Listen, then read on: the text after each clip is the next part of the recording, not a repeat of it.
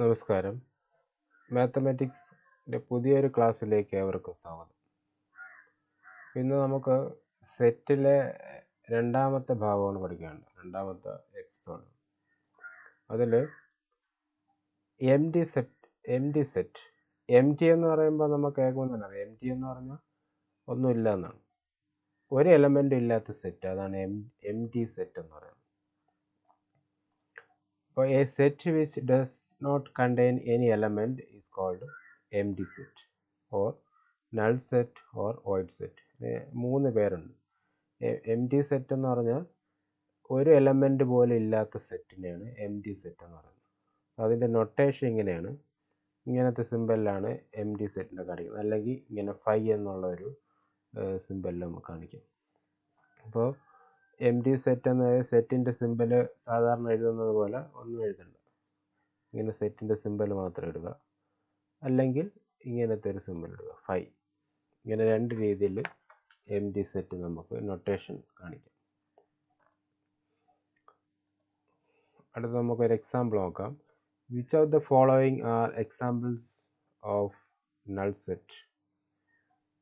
Null സെറ്റിൻ്റെ example ഏതാണെന്ന് നോക്കാം. A set of odd natural numbers divisible by 2. Natural number എന്ന് പറഞ്ഞാൽ അറിയാലോ, 1 2 3 4 5 എക്സെട്ര, കൗണ്ടിങ് നമ്പേഴ്സ്, എണ്ണൽ സംഖ്യകൾ.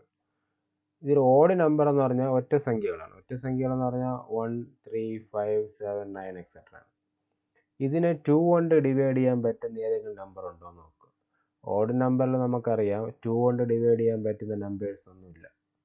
അതുകൊണ്ട് നമുക്ക് ആ സെറ്റിന് നമ്മൾ നൾ സെറ്റാണെന്ന് പറയാൻ പറ്റും. അപ്പോൾ set of odd natural numbers divisible by 2. Odd നമ്പേഴ്സിൽ 2 കൊണ്ട് ഡിവൈഡ് ചെയ്യാൻ പറ്റുന്ന നമ്പേഴ്സ് ഇല്ല, അതുകൊണ്ട് ആ സെറ്റിന് നമ്മൾ നൾ സെറ്റാണെന്ന് പറയാൻ പറ്റും.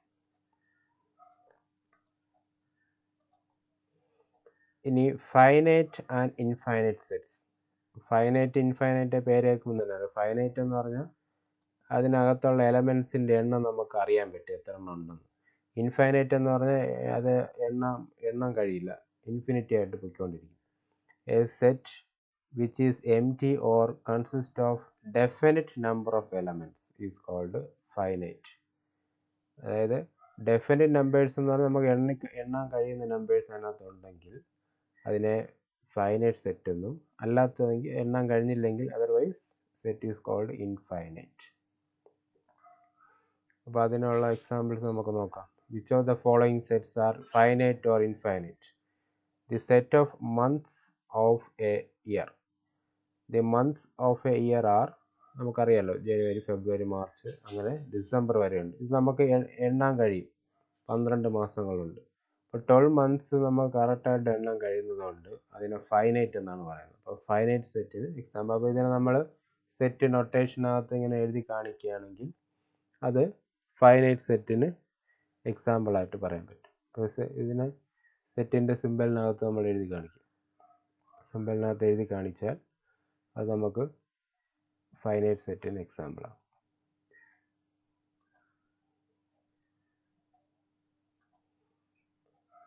State which of the following set are finite or infinite. ഇതിലെ set of x such that x belongs to N എന്ന് പറഞ്ഞാൽ ഇതിൻ്റെ അർത്ഥം എന്താണ്? എക്സ് നാച്ചുറൽ നമ്പറാണ്, നാച്ചുറൽ നമ്പറുടെ കളക്ഷനാണ് തന്നിട്ടുള്ളത്. അതിൻ്റെ x minus 1 into X minus 2 equal to 0. Natural number ആയിരിക്കുകയും വേണം, ഈ കണ്ടീഷന് സാറ്റിസ്ഫൈ ചെയ്യണം. X minus 1 into X minus 2 0. അങ്ങനെയുള്ള ഏതൊക്കെ നമ്പർ കിട്ടും? X minus 1 into X minus 2 equal to 0 ആണെങ്കിൽ എക്സിൻ്റെ വാല്യൂ നമുക്ക് അവിടെ നിന്ന് കണ്ടെത്താൻ പറ്റും. അപ്പോൾ എക്സ് മൈനസ് 1ഉം എക്സ് മൈനസ് 2 0 ആയതുകൊണ്ട് ഓരോന്നും നമുക്ക് 0ക്ക് ഇക്വേറ്റ് ചെയ്യാം. അപ്പോൾ എക്സിൻ്റെ വാല്യൂ 1 എന്ന് കിട്ടി. രണ്ടാമത്തത് എക്സ് മൈനസ് 2 ഈക്വൽ ടു 0 ആണെങ്കിൽ എക്സിൻ്റെ വാല്യൂ മൈനസ് 2 ഇപ്പുറത്ത് പോകുമ്പോൾ +2. അങ്ങനെ 1ഉം 2 എന്നുള്ള രണ്ട് നമ്പേഴ്സ്. അപ്പോൾ സെറ്റ് ഓഫ് 1 2 ആണെങ്കിൽ നമുക്കതെന്താ എഴുതാം? ഫൈനൈറ്റ്. 2 എലമെൻറ്റ്സേ ഉള്ളൂ. 2 എലമെൻറ്റ്സ് കൗണ്ടബിളാണ്, കൗണ്ടബിൾ എണ്ണാൻ കഴിയും. അതുകൊണ്ട് ഇത് ഫൈനൈറ്റ് സെറ്റിന് എക്സാമ്പിളാണ്.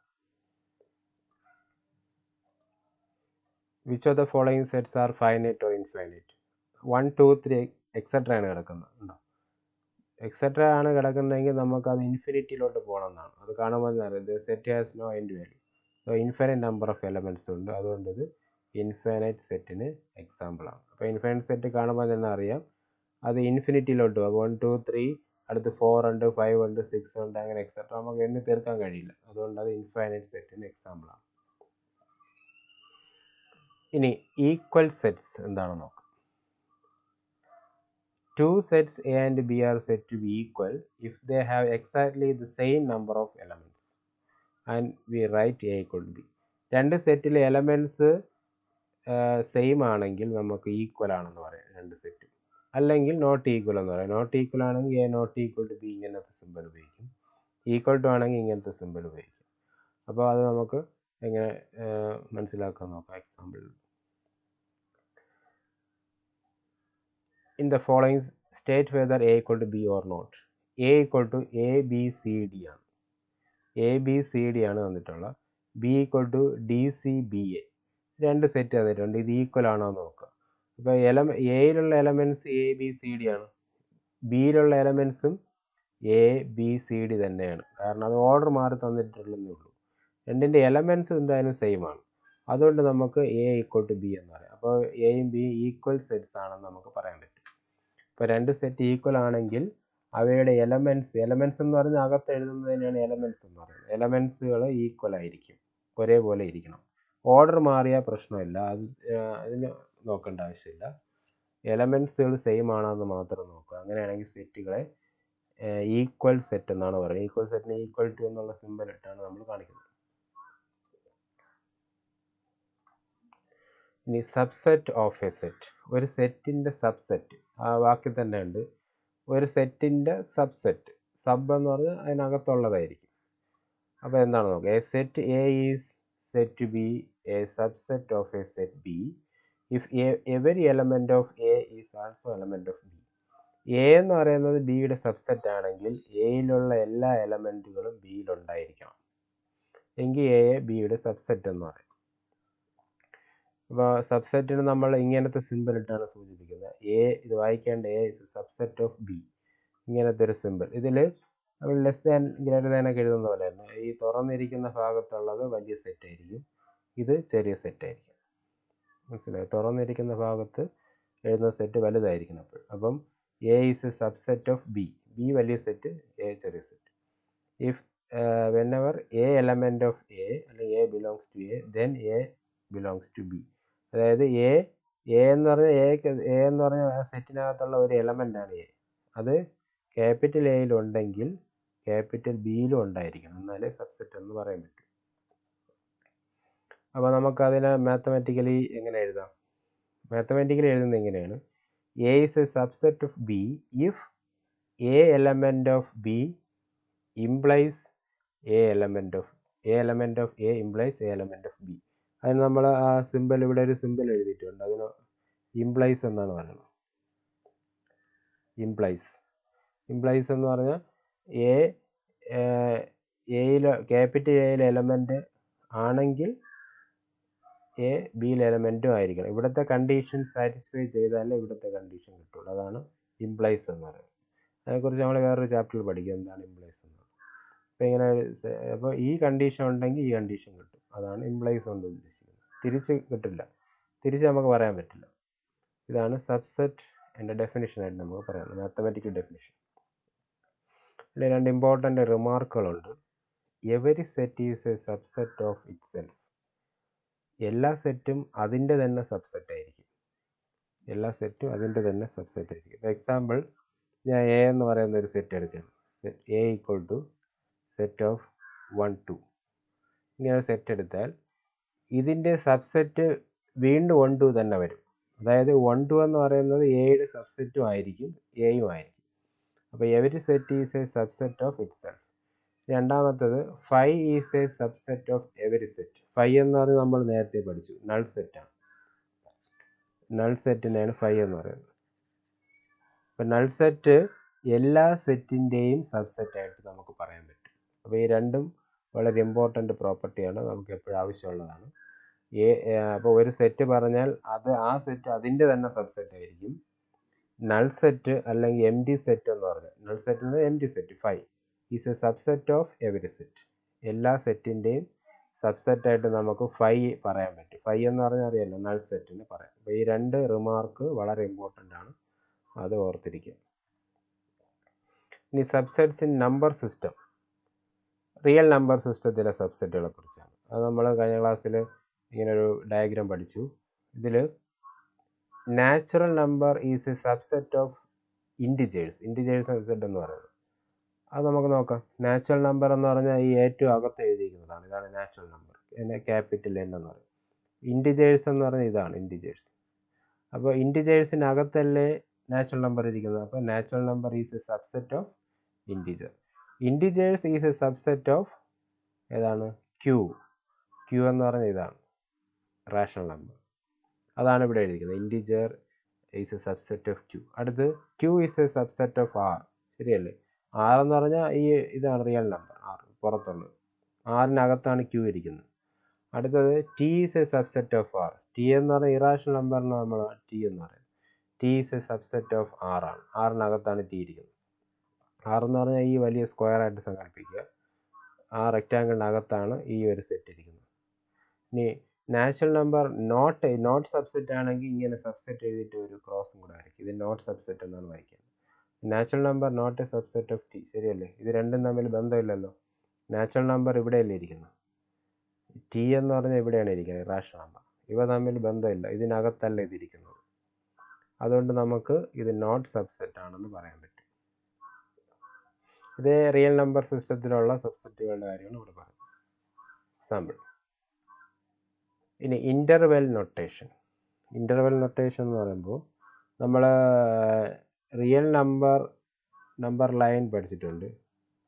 ഇങ്ങനെ ഇവിടെ 0, 1, 2 ഇങ്ങനെ എഴുതും, -1, -2 ഇങ്ങനെ എഴുതും. നമ്പർ ലൈൻ ഇവിടെ ഇങ്ങനെ ഇൻഫിനിറ്റി വരെ എഴുതാം. ഇവിടെ -ഇൻഫിനിറ്റി, രണ്ടിന് എൻഡില്ല. ഇതിനകത്ത് നമുക്ക് ഇൻ്റർവെൽസ് എഴുതാൻ പറ്റും. ഇൻ്റർവെൽസ് എന്ന് പറഞ്ഞാൽ ഇപ്പോൾ 1, 2 എന്ന് പറഞ്ഞ ഒരു ഇൻ്റർവെൽ, അതായത് 1 മുതൽ 2 വരെ വരുന്ന സ്ഥലം. ഇതിനകത്ത് എത്ര നമ്പർ ഉണ്ടായിരിക്കും, എത്ര റിയൽ നമ്പർ ഉണ്ടായിരിക്കും?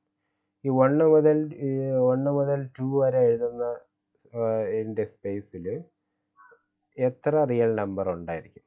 1 മുതൽ 2 വരെ നമുക്ക് നാച്ചുറൽ നമ്പർ ആണെങ്കിൽ വേറെ നമ്പറൊന്നുമില്ല, 1 കഴിഞ്ഞാൽ അടുത്ത് 2 ആണ്. പക്ഷേ റിയൽ നമ്പറാണ് പറയുന്നതെങ്കിൽ അവിടെ ഇഷ്ടംപോലെ നമ്പറുണ്ട്. കാരണം 1.1, 1.2, 1.3 അങ്ങനെ ഇൻഫിനിറ്റി വരെ എഴുതാം. അതുപോലെ ഡെസിമൽസ് എത്ര ഫ്രാക്ഷൻസ് അങ്ങനെ ഡിവൈഡ് ചെയ്ത് നമുക്ക് എത്ര ഡിവൈഡ് ചെയ്താലും എത്തില്ല. 2ൽ എത്ര ഇൻഫിനിറ്റിയാണ്. അപ്പോൾ 1നും 2ൻ്റെ ഇടയ്ക്ക് റിയൽ നമ്പർ എത്രയുണ്ടെന്ന് ചോദിച്ചാൽ ഇൻഫിനിറ്റ് നമ്പേഴ്സ് ഉണ്ട്. 0, 1ൻ്റെ ഇടയ്ക്ക് എത്രയെന്ന് ചോദിച്ചാൽ അത് ഇൻഫിനിറ്റി ഉണ്ട്. അങ്ങനെ ഓരോ രണ്ട് നമ്പേഴ്സിൻ്റെ ഇടയ്ക്ക് റിയൽ നമ്പർ എത്രയുണ്ടെന്ന് ചോദിച്ചാൽ നമ്മൾ ഇൻഫിനിറ്റ് നമ്പേഴ്സ് ഉണ്ടെന്നേ പറയാം. കാരണം അത് നമുക്ക് എഴുതി തീർക്കാൻ പറ്റില്ല. 0.1, 0.2 അങ്ങനെ എഴുതാം. 0.1, 0.001, 0.0001, 0.0001 അങ്ങനെ ഇഷ്ടംപോലെ നമ്പേഴ്സ് നമുക്ക് വളരെ ചെറിയ നമ്പേഴ്സ് എഴുതി പോവാം. എന്നാലും നമുക്ക് ആ നമ്പേഴ്സ് എഴുതി തീർക്കാൻ കഴിയില്ല. അതാണ് ഇൻഫിനിറ്റ് നമ്പേഴ്സ്. അപ്പോൾ അങ്ങനെ എഴുതുമ്പോൾ നമുക്കത് മാത്തമാറ്റിക്കലി നൊട്ടേഷൻ ചെയ്യാനൊക്കെ വളരെ ബുദ്ധിമുട്ടാണ്. അപ്പോൾ അതിന് വേണ്ടിയാണ് ഇൻ്റർവെൽ നൊട്ടേഷൻ എന്ന് പറയുന്നത്. ഇപ്പോൾ എയും ബി എന്ന് പറയുന്നത് ഇതിലുള്ള രണ്ട് നമ്പേഴ്സാണ്. ഇങ്ങനത്തെ ഒരു സിമ്പിൾ കാണിച്ചാൽ ഇങ്ങനത്തെ ഒരു ബ്രാക്കറ്റ് ഇട്ട് എ ബി, അതായത് ഇതിന് ഓപ്പൺ ബ്രാക്കറ്റ് എന്നാണ് പറയുന്നത്. ഇങ്ങനത്തെ ബ്രാക്കറ്റ് എ, ബി, ഇത് ഓപ്പൺ ബ്രാക്കറ്റ്. അപ്പോൾ ഇങ്ങനെ ഇടുകയാണെങ്കിൽ ഇതിൻ്റെ അർത്ഥം എയും ബിയും എന്ന നമ്പർ എടുക്കാൻ പാടില്ല, അതിൻ്റെ ഇടയ്ക്കുള്ള എല്ലാ നമ്പറും ഉണ്ട്. ഇപ്പോൾ നമ്മൾ എക്സാമ്പിൾ 1ഉം 2ഉം പറയുകയാണെങ്കിൽ 1ഉം 2 എന്നുള്ള നമ്പർ ഇല്ല ആ ഇൻ്റർവെല്ലിൽ, ഓപ്പൺ ഇൻ്റർവെല്ലിൽ. എന്നാൽ അതിൻ്റെ ഇടയ്ക്കുള്ള ഇൻഫിനിറ്റ് റിയൽ നമ്പേഴ്സ് ഇതിലുണ്ട്. അതാണ് ഇവിടുത്തെ ഇങ്ങനത്തെ ഒരു സിമ്പിൾ ഇട്ടിരിക്കുന്നത്. അതേസമയം ക്ലോസ്ഡ് ഇൻ്റർവെല്ലാണെങ്കിൽ ക്ലോസ്ഡ് ഇൻ്റർവെല്ലിൻ്റെ സിമ്പിൾ ഇങ്ങനെ സ്ക്വയർ ബ്രാക്കറ്റാണ്, ഇങ്ങനെ കാണിക്കുന്നത്. ഇപ്പോൾ എക്സാമ്പിൾ 1ഉം 2 ആണെങ്കിൽ 1ഉം 2ഉം നമ്മൾ എടുക്കണം. 1നും 2ൻ്റെ ഇടയ്ക്കുള്ള എല്ലാ റിയൽ നമ്പറും എടുക്കണം. എല്ലാ റിയൽ നമ്പറും ഇൻഫിനിറ്റ് റിയൽ നമ്പറുണ്ട്. അതാണ് ബൗണ്ടറിയും കൂടെ ചേർത്ത് എടുക്കണം. അതാണ് ഇവിടെ ഇങ്ങനെ കാണിച്ചിരിക്കുന്നത്. അതാണ് close interval, open interval. Open interval 1, 2 രണ്ടിനും രണ്ടർത്ഥമാണ്. ഇങ്ങനത്തെ സിമ്പിൾ എഴുതിയാൽ വേറൊരു മീനിങ് ആണ്, ഇവിടെ വേറൊരു മീനിങ്. ഇതിൻ്റെ അർത്ഥം 1നും 2ൻ്റെ ഇടയ്ക്കുള്ള എല്ലാ റിയൽ നമ്പറും ഇൻഫിനിറ്റ് റിയൽ നമ്പറും എടുക്കുക എന്നാണ്. എന്നാൽ 1 2 എടുക്കാൻ പാടില്ല. അതാണ് ഓപ്പൺ ഇൻ്റർവെൽ. ക്ലോസ് ഇൻ്റർവെൽ എന്ന് പറഞ്ഞാൽ 1 2 ഇടയ്ക്കുള്ള എല്ലാ റിയൽ നമ്പറും എടുക്കുക, ഇൻക്ലൂഡിങ് 1 and 2. 1 2 ചേർത്തും കൂടെ എടുക്കണം, അത് ഉൾപ്പെടെ എടുക്കണം.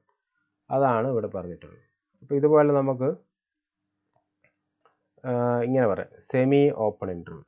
എന്താ, ഇവിടെ ഒരു ക്ലോസ്, ഇവിടെ ഒരു ഓപ്പൺ, അതായത് എ എടുക്കണം, ബി എടുക്കാൻ പാടില്ല. ഇവിടെ സെമി ഓപ്പൺ, ഇവിടെ ക്ലോസ്ഡ്. അപ്പോൾ ഇവിടെ എ എടുക്കാൻ പാടില്ല, ബി എടുക്കണം. അതാണ് ഇവിടുത്തെ സിമ്പലിൽ കാണിച്ചിരിക്കുന്നത്. ഇവിടെ ഡാർക്കായിട്ട് കാണിച്ചിരിക്കുന്ന ബൗണ്ടറിയും കൂടെ എടുക്കണമെന്നാണ്. ഇവിടെ ഓപ്പൺ ആയിട്ട് കാണിച്ചിരിക്കുന്ന ബൗണ്ടറി എടുക്കാൻ പാടില്ല എന്നാണ്. അതാണ് പിക്ചറൈസിൽ കാണിക്കുന്നത്. ഇവിടെ ഒരെണ്ണം ഡാർക്ക്, ഒരെണ്ണം ഇത്, അതുപോലെ ഇത് അങ്ങനെയാണ്. അപ്പോൾ ഇങ്ങനത്തെ നമ്മൾ മാത്തമാറ്റിക്സിൽ ഇനി ഏത് പോർഷനിൽ ഇങ്ങനത്തെ ഇൻ്റർവെല്ലിൽ കണ്ടാൽ അതിൻ്റെ മീനിങ് ഇതാണെന്ന് മനസ്സിലാക്കുക. ഇത് വായിക്കേണ്ടത്, ഇത് ഓപ്പൺ ഇൻ്റർവെൽ, ഓപ്പൺ ഇൻ്റർവെൽ, ഇത് ക്ലോസ് ഇൻ്റർവെൽ. ഓപ്പൺ ഇൻ്റർവെൽ ആണെങ്കിൽ ഇങ്ങനത്തെ ബ്രാക്കറ്റ്, ക്ലോസ് ഇൻ്റർവെൽ ആണെങ്കിൽ ഇങ്ങനത്തെ സ്ക്വയർ ബ്രാക്കറ്റ്. അതിൻ്റെ മീനിങ് വ്യത്യാസം എന്താണെന്ന് വ്യക്തമായിട്ട് മനസ്സിലാക്കുക. Make correct statements by filling the symbol. Subset, not subset. ഇത് കാണുമ്പോൾ തന്നെ A B C dash B C D subset ആണോ? എ ബി സി ഇവിടെയുണ്ട്, ഇത് ബി സി ഡി ആണ്. അപ്പോൾ സിൻസ് എ ബി സി എന്ന സെറ്റ് ഇതിലുണ്ടോ എന്ന് നോക്കിയാൽ, അതായത് ഇവിടെ ബിയും സി ഇതിലുണ്ട്, പക്ഷേ എ എന്ന എലമെൻറ്റ് ഇതിലില്ല. അപ്പോൾ ഇതിലുള്ള എല്ലാ എലമെൻറ്റും ഇതിലുണ്ടെങ്കിലേ സബ്സെറ്റ് എന്ന് പറയാൻ പറ്റും. അപ്പോൾ അവിടെ നമ്മൾ എന്തെഴുതുക, നോട്ട് സബ്സെറ്റ് എന്ന് എഴുതുക. സബ്സെറ്റ് ആണെങ്കിൽ ഇങ്ങനത്തെ സിമ്പൽ, നോട്ട് സബ്സെറ്റ് ആണെങ്കിൽ ഇങ്ങനത്തെ സിമ്പൽ. അപ്പോൾ ഇതിലുള്ള എല്ലാ എലമെൻറ്റും ഇതിലുണ്ടെങ്കിൽ സബ്സെറ്റ്. ഇതിലെല്ലാ എ എന്ന സെറ്റ് ഇതിലില്ല, പകരം ഡി ആണ് കിടക്കുന്നത്. അതുകൊണ്ട് നമുക്ക് സബ്സെറ്റ് എന്ന് പറയാനൊന്നും പറ്റില്ല. Consider the set 5, A equal to 1 3, B equal to 1 5 9, C equal to set of 1 3 5 7 9. Insert the symbol subset or not subset. അപ്പോൾ ഇതിൽ വന്നിട്ട് 5 ഡാഷ് ബി എന്ന് തന്നിട്ടുണ്ട്. 5 എന്ന് പറഞ്ഞാൽ അറിയാം, നൾ സെറ്റ്. ഇവിടെ ഡാഷ് ബി. 5ഉം ബിയും തമ്മിൽ എന്തെങ്കിലും ബന്ധമുണ്ടോ നോക്കാം. നമ്മൾ നേരത്തെ റിമാർക്കിൽ പഠിച്ചു 5 is a subset of every set എന്നാണ്. അപ്പം ബി എന്ന് പറഞ്ഞാൽ 1 5 9 ആണ്. 5 നൾ സെറ്റാണ്. അപ്പം നമുക്ക് വേറെ ഒന്നും നോക്കേണ്ട ആവശ്യമില്ല. നേരത്തെ പറഞ്ഞ റിമാർക്ക് അനുസരിച്ച് 5 is a subset of every set ആയതുകൊണ്ട് 5 is a subset of B എന്ന് ഡയറക്റ്റ് ആയിട്ട് എഴുതാം. 5 is a subset of every set.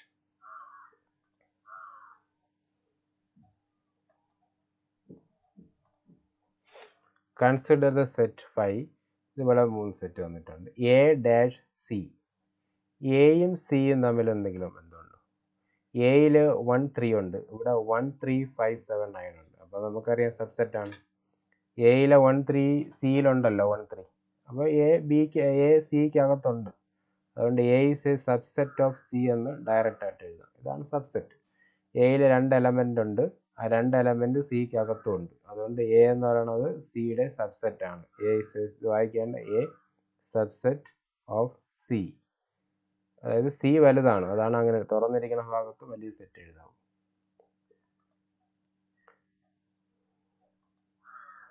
ഇനി പവർ സെറ്റ് എന്താണെന്ന് നോക്കാം. Power set, collection of all subsets of a set is called power set of A. അതായത് ഒരു set ഉണ്ടെങ്കിൽ അവയുടെ സബ്സെറ്റുകളുടെ എല്ലാം കൂടെ കളക്ഷൻ, അതിനെ ഒരു സെറ്റായിട്ട് വീണ്ടും എഴുതിയാൽ അതിനെ പവർ സെറ്റ് എന്നാണ് പറയുന്നത്. ഇതിനെ നമ്മൾ പി ഓഫ് എ എന്നാണ് എഴുതുന്നത്. P of A, power set of A. വളരെ ഇമ്പോർട്ടൻ്റ് ആണ് പവർ സെറ്റ് ഓഫ് എ. ഇത് വളരെ എളുപ്പമാണ്. അപ്പോൾ പി ഓഫ് എയിൽ every element is A set. P of A എഴുതിയാൽ അതിനകത്ത് എഴുതുന്ന എലമെൻറ്റുകളും സെറ്റ് തന്നെ ആയിരിക്കും. അതെങ്ങനെയാണെന്ന് നോക്കാം. അപ്പോൾ എ, ഒരു എക്സാമ്പിൾ നോക്കാം. A equal to set of 1 2. 1 2 എന്ന് പറഞ്ഞ ഒരു സെറ്റ് എടുക്കുക. അപ്പോൾ ഇവയുടെ സബ്സെറ്റുകൾ നമ്മൾ എഴുതുമ്പോൾ ഏതൊക്കെ എലമെൻറ്റ് വരുമെന്ന് നോക്കാം. അപ്പോൾ എയുടെ സബ്സെറ്റുകൾ എഴുതുമ്പോൾ നമുക്ക് എഴുതാൻ പറ്റുന്ന പോസിബിൾ സബ്സെറ്റുകൾ A equal to set of 1 2 എന്നാണ്. അപ്പോൾ ഇതിൽ 1 മാത്രം നമുക്ക് സെറ്റായിട്ട് എഴുതാം. 1 മാത്രം സെറ്റായിട്ട് എഴുതാം, അതൊരു സെറ്റ്, സബ്സെറ്റ്. ഇനി 2 മാത്രം സെറ്റായിട്ട് എഴുതാം, അതായി. ഇനി നമ്മൾ നേരത്തെ പഠിച്ചത് every set is a subset of it self എന്നാണ്. അപ്പോൾ നമുക്ക് 1 2 വീണ്ടും എഴുതാം, അതും സബ്സെറ്റാണ്. പിന്നെ null set is a subset of every set 5, അതും എഴുതാം. ഇതിനെല്ലാം കൂടെ ചേർത്ത് ഒരു സെറ്റിനകത്ത് എഴുതുന്നതാണ് പവർ സെറ്റ്. അപ്പം എയുടെ ഫസ്റ്റ് 1 ഒരു സെറ്റായിട്ട് എഴുതി, 2 മാത്രമുള്ള സെറ്റ് അത് സബ്സെറ്റുകളാണ്, അത് സബ്സെറ്റാണ്, 2 മാത്രം എഴുതിയത്. ഇനി 1 2 ആ സെറ്റ് അതേപോലെ തന്നെ എഴുതാം, അതും സബ്സെറ്റാണ്. നൾ സെറ്റും എഴുതണം. ഇതിനെല്ലാം കൂടെ വേറൊരു സെറ്റിനകത്ത് ഫുൾ എഴുതുക. ഇതിനെയാണ് പവർ സെറ്റ് എന്ന് പറയുന്നത്. അപ്പോൾ ഇതിലൊരു പ്രത്യേകതയുണ്ട്. എത്ര എലമെൻ്റ് ഉണ്ടെന്ന് നോക്കാം. 1 2 3 4 ആണ്. എയിൽ 2 എലമെൻറ്റും പവർ സെറ്റിൽ 4 എലമെൻറ്റും കിട്ടി. അപ്പോൾ അവ തമ്മിൽ എന്തെങ്കിലും ബന്ധമുണ്ടോ നോക്കുക. പിന്നെ എയിലെ എലമെൻറ്റ് 2 ആണെങ്കിൽ 2 എലമെൻ്റ് ഉണ്ട്, 2 എലമെൻറ്റ്സ് ആണുള്ളത് ടോട്ടൽ. അവയുടെ സ്ക്വയറാണ് പവർ സെറ്റിൽ വരുന്നത്. ഇപ്പോൾ എയിൽ ഇവിടെ 3 എലമെൻ്റ് ഉണ്ടെങ്കിൽ പവർ സെറ്റിൽ 3 സ്ക്വയർ എന്ന് വരും, 9 എലമെൻറ്റ് വരും. അങ്ങനെയാണ്. അപ്പോൾ നമുക്ക് ജനറലായിട്ട് പറയുകയാണെങ്കിൽ എയിൽ m എലമെൻ്റ് ഉണ്ടെങ്കിൽ പവർ സെറ്റിൽ 2m എലമെൻറ്റ്സ് ഉണ്ടായിരിക്കും. ഇങ്ങനെ എഴുതി n of P of A എന്ന് പറഞ്ഞാൽ number of elements in P of A. അതായത് പി ഓഫ് എയിൽ പവർ സെറ്റിലുള്ള എലമെൻറ്റുകളുടെ എണ്ണം, ഇതാണ് n of P of A equal to 2m. m എന്ന് പറഞ്ഞാൽ എന്താണ്?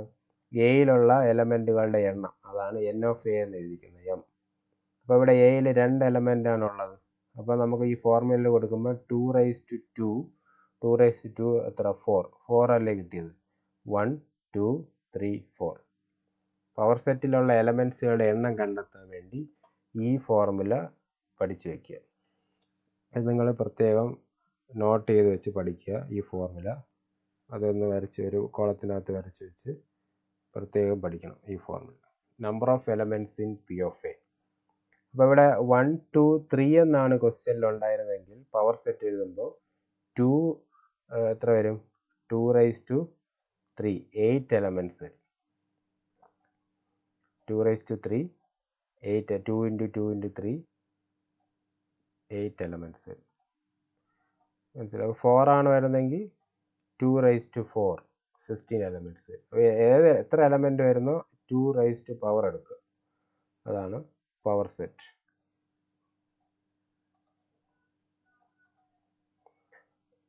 Right down all subsets of the following sets. നേരത്തെ പറഞ്ഞ പോലെ 1 2 3 ആണ്. 1 2 3 എന്ന് പറയുമ്പോൾ ഇവിടെ 3 എലമെൻ്റ് അല്ലേ ഉള്ളൂ. നമ്മൾ ഫോർമുലയിൽ അപ്ലൈ ചെയ്യുമ്പോൾ 2n 2 കൊടുക്കുമ്പോൾ 8 കിട്ടി.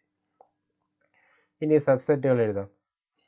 സബ്സെറ്റുകൾ എഴുതുമ്പോൾ ആദ്യത്തെ നൾ സെറ്റ് നമുക്ക് എഴുതാം. Null set is a subset of every set. പിന്നെ 1 മാത്രം എഴുതാം, 2 മാത്രം എഴുതാം, അടുത്ത് 3 മാത്രം എഴുതാം. 1 മാത്രം, 2 മാത്രം, 3 മാത്രം, അതാണ് 1 2 3. അതെല്ലാം സെറ്റിനകത്ത്. ഇനി 2 എലമെൻറ്റ് വെച്ച് എഴുതാം. 1 2 മാത്രം എഴുതാം, 2 3 എഴുതാം, 1 2 2 3, അടുത്ത് 1 3. ഈ 3 പോസിബിലിറ്റി ഉള്ളൂ.